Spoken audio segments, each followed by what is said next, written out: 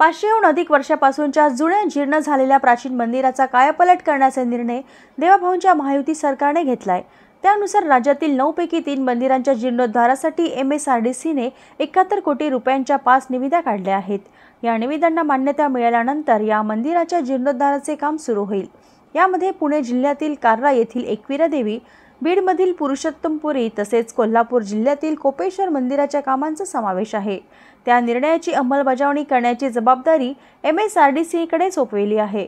म्हणजेच देवाभाऊंच्या नेतृत्वात महायुती सरकार आल्यापासून पुन्हा एकदा हिंदू सण आणि संस्कृतीचे महत्त्व मिळू लागले आहे।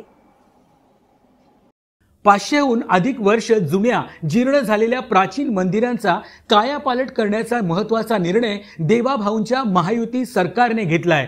त्यानुसार राज्यातील 9 पैकी 3 मंदिरांच्या जीर्णोद्धारासाठी MSRDCने 71 कोटी रुपयांच्या 5 निविदा काढल्या आहेत। या निविदांना मान्यता मिळाल्यानंतर या मंदिरांच्या जीर्णोद्धाराचे काम सुरू होईल। यामध्ये पुणे जिल्ह्यातील कारला येथील एकविरा देवी, बीडमधील पुरुषोत्तमपुरी तसेच कोल्हापूर जिल्ह्यातील कोपेश्वर मंदिरांच्या कामांचा समावेश आहे। या निर्णयाची अंमलबजावणी करण्याची जबाबदारी MSRDCकडे सोपवली आहे।